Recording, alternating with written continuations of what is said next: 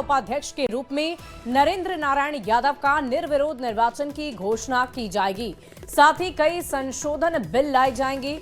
आज सदन में विधानमंडल सदस्यों के वेतन भत्ता और पेंशन संशोधन विधेयक 2025, बिहार अग्निशमन सेवा संशोधन नियमावली 2025 और बिहार अमीन सेवा संवर्ग नियमावली 2025, बिहार राज्य निर्वाचन आयुक्त के नियुक्ति और सेवा सदन नियमावली 2025 जैसे महत्वपूर्ण विधायक पटल पर लाए जाएंगे।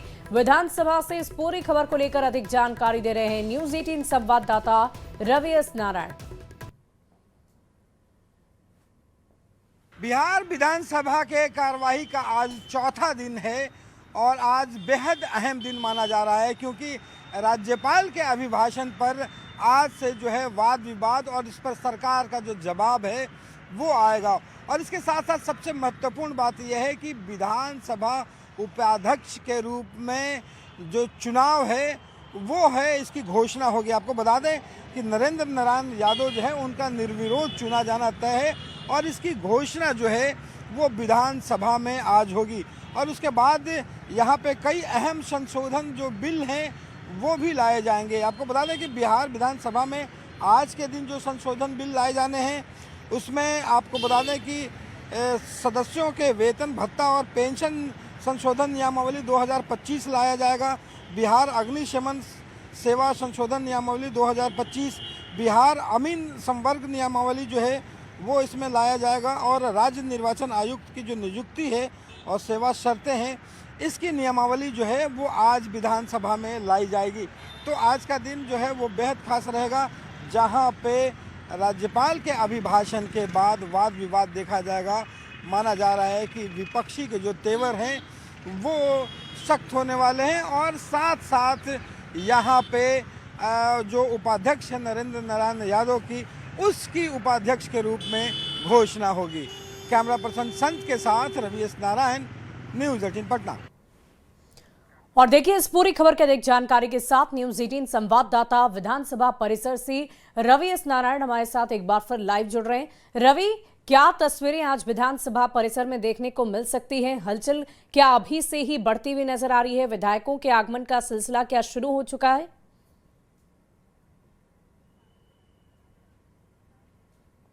जी रवि।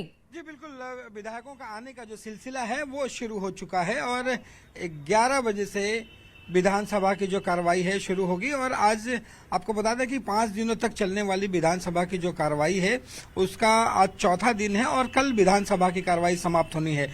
आज जो चौथा दिन है उसमें पहली बार हम साथ साथ कहेंगे कि कैमरा पर्सन जो है वो लगातार तस्वीरें भी दिखाएं कि यहाँ पे जो है वो हलचल जो है वो बढ़नी शुरू हो गई है। विधानसभा के जो सदस्य हैं वो धीरे धीरे यहाँ पे पहुँचना शुरू कर दिया है। आपको बता दें कि कल राज्यपाल का भाषण हुआ संयुक्त सत्र में और उसके बाद से उस पर वाद विवाद जो है वो आज शुरू होगा। तमाम जो सदस्य हैं वो उनके भाषण पर जो है अपनी बातें रखेंगे और सरकार जो है उसका जवाब देगी। बारी बारी से तमाम विभागों के जो है वो जो भाषण में समाहित किए गए थे तमाम जो वादे, उनको लेकर के आज वाद विवाद सदन के अंदर जो है वो उस पर जारी होगा। सरकार उस पर अपना मंतव्य जो है अपनी बातें रखेंगी। लेकिन साथ साथ खास बात यह है कि इसी पटल पर जो उपाध्यक्ष के रूप में है, विधानसभा उपाध्यक्ष के रूप में नारायण मंडल जो है वो नरेंद्र नारायण मंडल का निर्विरोध चुना जाना तय है। चूंकि इकलौता उनका जो नामांकन है वो हुआ है, उसकी घोषणा जो है आज विधानसभा रवि, क्योंकि कल राज्यपाल का अभिभाषण हुआ तो ऐसे में आज उस पर चर्चा भी होनी है। विपक्ष कौन कौन से प्रमुख मुद्दों को लेकर आज सदन में चर्चा कर सकता है? क्या तैयारी विपक्ष की तरफ से की गई होगी?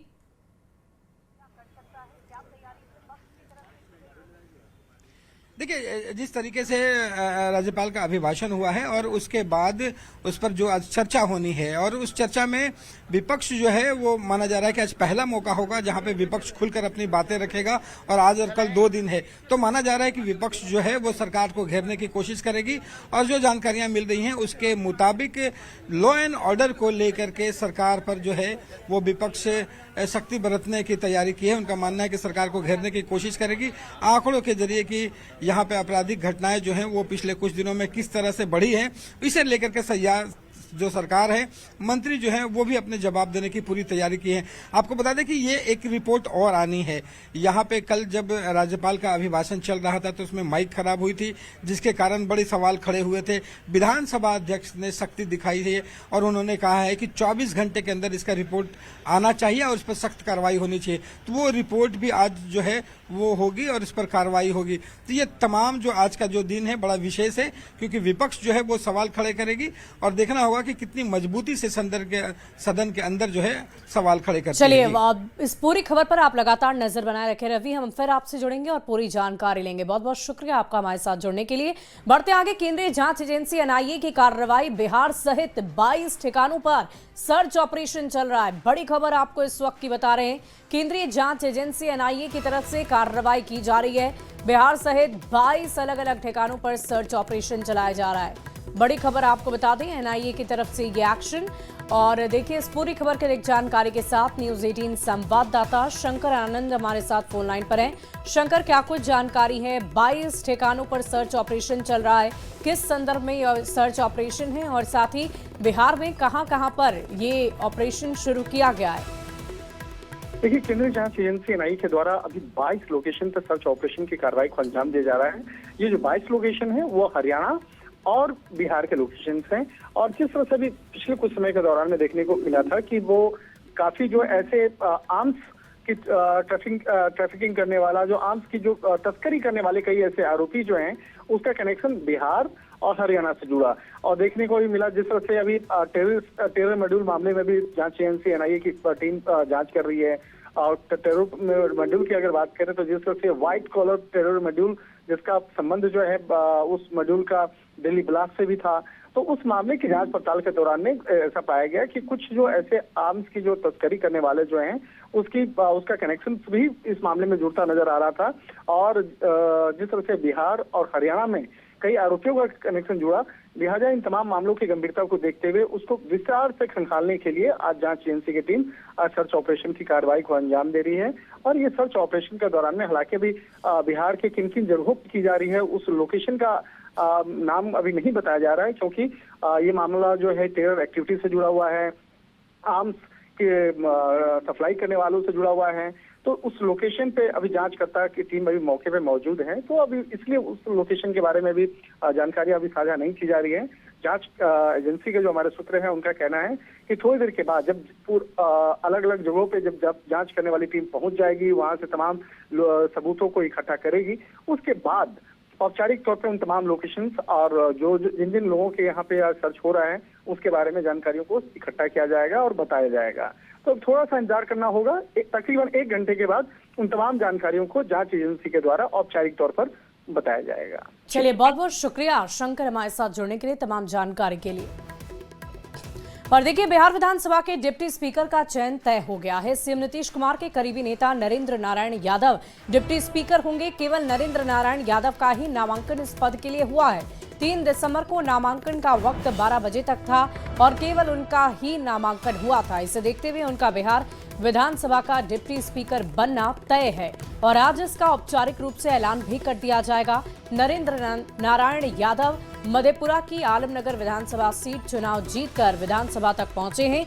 उन्होंने वीआईपी के उम्मीदवार नवीन कुमार को करीबन 55,000 वोटों से मात दी है। नरेंद्र नारायण यादव ने आलमनगर से लगातार 8वीं बार जीत दर्ज की है। तो ये बड़ी खबर आपको बता रहे हैं। और देखिए, लैंड फॉर जॉब घोटाले के मामले में लालू प्रसाद और उनके परिवार की मुसीबतें बढ़ सकती है। इस मामले में कोर्ट सीबीआई की तरफ से दाखिल चार्जशीट पर फैसला आज सुनाएगी। राउस एवेन्यू कोर्ट में इस पर चर्चा हो सकती है और ये तय कर सकती है कि चर्चित लैंड फॉर जॉब केस में आरजेडी प्रमुख और पूर्व रेल मंत्री लालू प्रसाद और उनके परिवार के खिलाफ आरोप तय किए जाएं या नहीं। राउस एवेन्यू कोर्ट इससे पहले 10 नवंबर को फैसला सुनाने वाली थी, लेकिन उसे टालकर 4 दिसंबर की तारीख मुकर्रर की गई थी।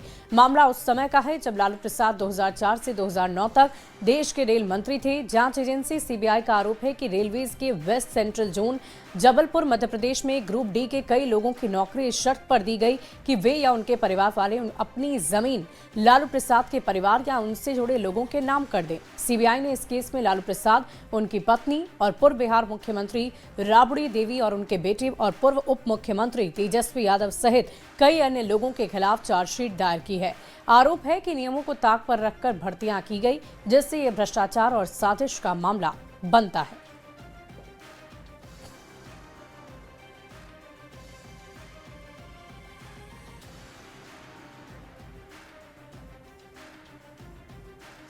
बढ़ते आगे, अररिया में उत्तर प्रदेश के बाराबंकी की शिक्षिका हत्याकांड से जुड़ी एक खबर आपको बताएंगे, लेकिन उससे पहले लालू प्रसाद यादव किस मामले में आज लालू परिवार की मुश्किलें बढ़ सकती है वो हम आपको बता देते हैं। देखिए, लालू प्रसाद यादव क्या है ये लैंड फॉर जॉब मामला, वो हम आपको बताते हैं। लालू प्रसाद 2004 से लेकर 2009 तक रेल मंत्री हैं और थे उस दौरान, और इसी दौरान ये बताया जा रहा है कि ऐसा उन्होंने ये कहा था कि अगर आपको नौकरी चाहिए तो इसके बदले आपको जमीन देनी होगी, और लैंड फॉर जॉब का यही मामला है जिस पर लालू परिवार लंबे वक्त से घिरा हुआ है। राउज एवेन्यू कोर्ट में इसको लेकर लगातार सुनवाई हो रही है, कार्रवाई की जा रही है, और इसी मामले में आज फैसला सुनाना है राउज एवेन्यू कोर्ट को, जिसका इंतजार पूरी लालू फैमिली कर रही है, क्योंकि इस मामले में ना सिर्फ लालू प्रसाद यादव शामिल हैं बल्कि उनकी पत्नी पूर्व बिहार के मुख्यमंत्री राबड़ी देवी, उनके बेटे तेजस्वी यादव, सभी का नाम इसमें शामिल है। वैसे में देखने वाली बात होगी कि आज जब कोर्ट में फैसला होता है तो क्या कुछ होता है, और क्या लालू परिवार की मुश्किलें बढ़ती है या फिर वो मुश्किलों से बच जाते हैं, ये भी देखने वाली बात होगी। बढ़ते आगे, अररिया में उत्तर प्रदेश के बाराबंकी के शिक्षिका हत्याकांड से जुड़ी एक बड़ी खबर आ रही है। इस हत्याकांड में अब एक नया मोड़ आ गया है। पोस्टमार्टम के बाद मृतक की बहन जूली वर्मा ने नरपतगंज थाने में आवेदन दिया है। आवेदन में बताया गया कि करीब 1 साल पहले इसी विद्यालय का एक शिक्षक शिवानी पर शादी के लिए दबाव बना रहा था। विरोध करने पर उसे जान से मारने की धमकी भी दी गई थी, और इसी हत्याकांड से जुड़ी ये बड़ी खबर हम आपको बता रहे हैं। हत्या के बाद अररिया के शिक्षक स्तंभ में भी गुस्सा देखा जा रहा है। उसी के विद्यालय का एक रंजीत नाम का टीचर था, वो भी उस पर शादी का दबाव बनाया था। बोला कि आप भी यूपी को, मैं भी, आप भी बीपीएससी टीचर, मैं भी हूँ, तो हम मुझसे शादी कर लो। तो इसका विरोध मेरी बहन ने कर दिया था। बोला कि नहीं, मुझे यूपीएससी की तैयारी करनी है, मुझे शादी नहीं करनी है, और अभी मेरी 2 बड़ी बहन है। तो उसने फिर फोन पे भी कहा, और भी उसके बाद फिर कई बार दबाव बनाया, मारने की जब धमकी। और देखिए, शिक्षिका शिवानी वर्मा की हत्या के बाद अररिया के शिक्षक संघ में भी काफी गुस्सा नजर आ रहा है, और इसी बीच हम आपसे ये सवाल पूछ रहे हैं कि आखिर आवेदन मिलने के बाद कार्रवाई क्यों नहीं की गई। ये एक बड़ा सवाल है। न्यूज़ 18 पूछता है सवाल कि आवेदन मिलने पर भी क्यों कार्रवाई नहीं की गई। शिक्षिका हत्याकांड में ये नया मोड़। अब तक आखिर पुलिस क्या कर रही है? मर्डर हो गया, हत्या हो गई, लेकिन अब तक पुलिस की तरफ से कोई ठोस एक्शन लेते हुए पुलिस नहीं नजर आ रही। अपराधियों की गिरफ्तारी आखिर कब होगी, ये एक बड़ा सवाल। आवेदन मिलने पर कार्रवाई क्यों नहीं हुई, न्यूज़ 18 ये पूछता है सवाल।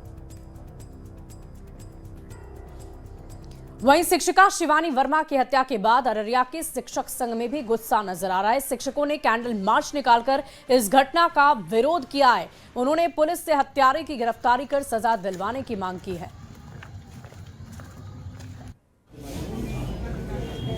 सशक्तिकरण की बातें करते हैं, और जब इस तरह से एक बेटी घर से बाहर निकलती है रोजगार के लिए, और वो अररिया जैसे जगह पर नौकरी करने आती है, और वो दिखाती है कि लड़कियां आप जो है अपने सेल्फ डिपेंड हो रही है, और सही में महिला सशक्तिकरण हो रहा है।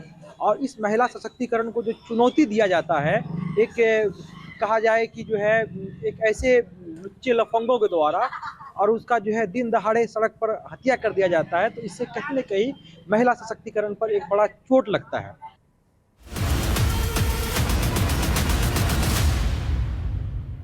और देखिए, बिहार में अतिक्रमणकारियों पर बुलडोजर एक्शन बदस्तूर जारी है। पीले पंजे वाली बुलडोजर अब जमीन माफिया, अतिक्रमण माफिया के खिलाफ में बड़ी बड़ी कार्रवाई कर रही है।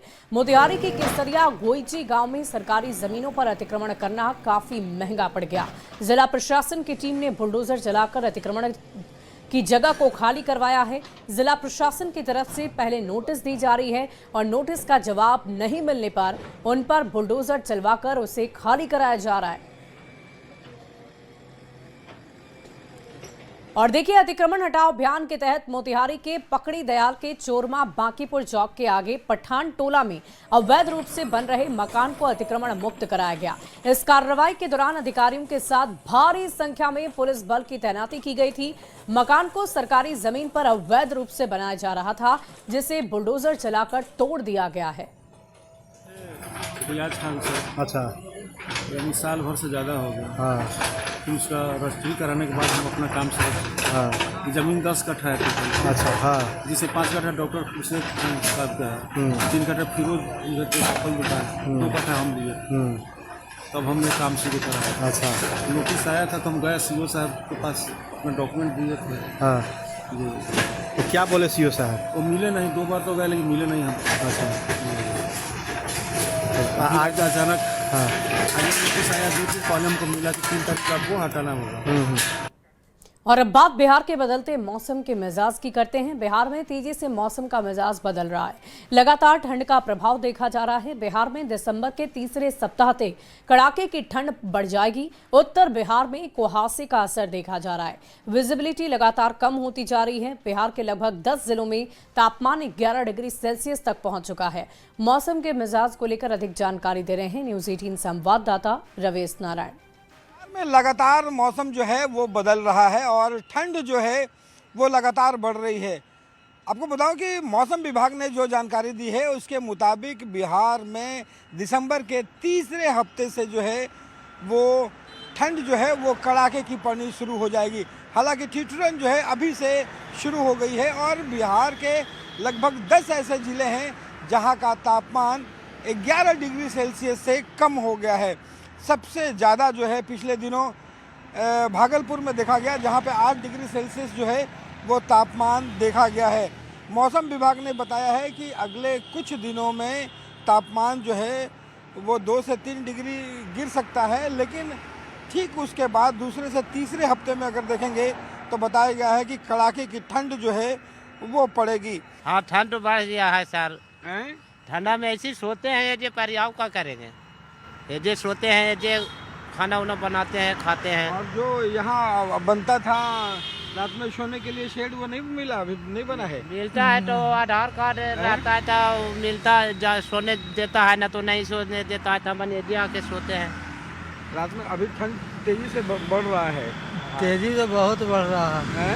पहले तो कमालियों बढ़ता था, इस साल कमालियों नहीं बढ़ रहा है। तो अब कुछ मिला है? कंबल नहीं मिल रहा है। नहीं कंबल मिल रहा है अभी। रात में ज़्यादा ठंड। हाँ, ज़्यादा ठंडा लगता है। जो लगातार रात्रि शेड बना करते थे, फिलहाल इन लोगों को नहीं मिल रहा है। इनका कहना है कि रात्रि शेड बनाने का जो समय है वो आ गया है और मौसम विभाग ने चेतावनी दी है कि आने वाले 2-3 हफ्तों में ठंड जो है वो कड़ाके की बढ़ेगी, इसलिए लोग जो है वो सतर्क और सावधान रहें।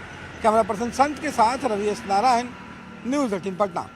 और बिहार के कई शहरों की हवा जहरीली होती जा रही है। राजधानी पटना में एयर क्वालिटी इंडेक्स जहां 150 पहुंच गया, जो हवा के खराब होते स्थिति को बता रहा है, वहीं सबसे ज्यादा प्रदूषित शहरों में हाजीपुर का नंबर सबसे ऊपर है। हाजीपुर का एयर क्वालिटी इंडेक्स है 215। इसमें सुधार के लिए एक तरफ जहां लगातार पानी की फुहारें बरसाई जा रही है, साथ ही जागरूकता अभियान फैलाया जा रहा है। न्यूज 18 संवाददाता रवेश नारायण की इस रिपोर्ट को आप देखिए।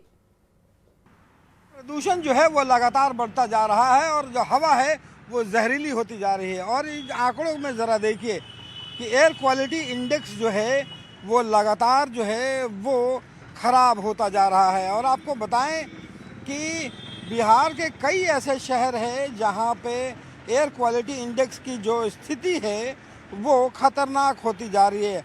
हालांकि बाकी देश के जो शहरों हैं उसके तुलना में बिहार में फ़िलहाल उतनी गंभीर स्थिति नहीं दिखाई पड़ रही है, लेकिन धीरे धीरे ये आंकड़ा जो है वो लगातार बढ़ता जा रहा है।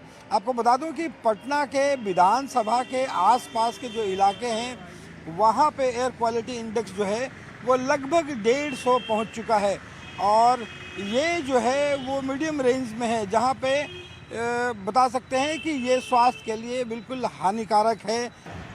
यहाँ पे चलाया जा रहा है और पानी के जो फुहारे हैं पूरे इलाके में जो हैं वो छोड़े जा रहे हैं ताकि एयर क्वालिटी इंडेक्स जो है वो थोड़ा ठीक हो सके।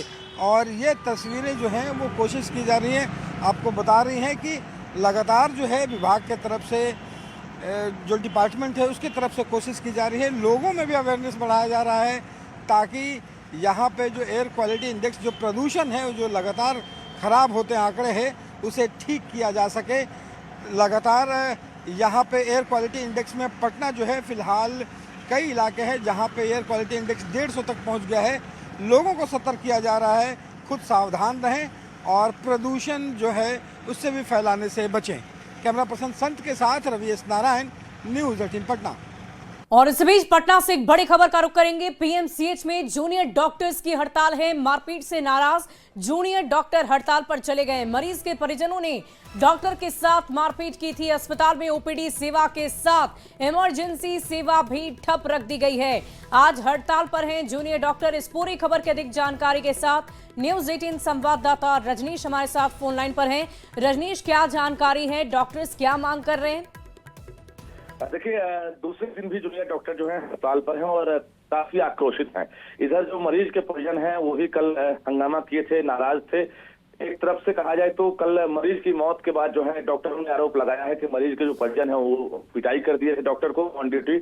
और इसके अलावा जो परिजन है वो भी आरोप लगा रहे हैं कि इलाज में लापरवाही बरती गई है। तो कुल मिलाकर कल से ही लगातार अस्पताल प्रशासन समझाने में जुटा हुआ है, लेकिन डॉक्टर नहीं माने। इमरजेंसी के साथ साथ जो ओपीडी सेवा है दोनों ठप है और कल से ही मरीजों का लगातार पलायन जारी है। इस बीच स्वास्थ्य सचिव जो है वो भी पहल कर रहे हैं। उम्मीद की जा रही है कि आज शाम जो है जूनियर डॉक्टर मान जाएंगे, क्योंकि सुरक्षा की मांग की जा रही है। और इससे पहले भी सुरक्षा को लेकर सवाल उठा था, क्योंकि बिहार का सबसे बड़ा अस्पताल है और जूनियर डॉक्टर के हवाले जो है अस्पताल की व्यवस्था होती है। चलिए, बहुत बहुत शुक्रिया रजनीश हमारे साथ जुड़ने के लिए। इस पूरी खबर पर आप लगातार नजर बनाए रखें।